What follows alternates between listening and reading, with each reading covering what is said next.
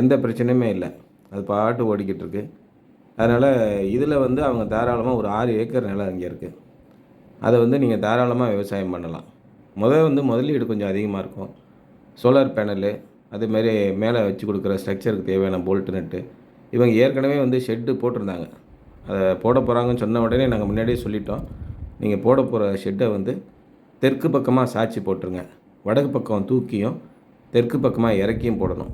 அப்போ தான் solar panel fit பண்ணும்போது முழுமையான அளவுக்கு சோலார் எனர்ஜி நம்ம எடுக்க முடியும்.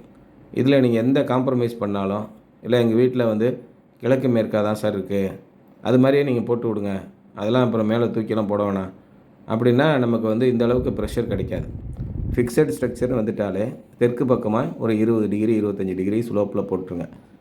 அப்போ தான் நமக்கு வந்து முழுமையான சூரிய சக்தியை நம்ம பிடிக்க முடியும். இது மாதிரி பவர்ஃபுல்லாக நம்ம வந்து அதிலேருந்து மோட்டார் நம்ம ரன் பண்ண முடியும்.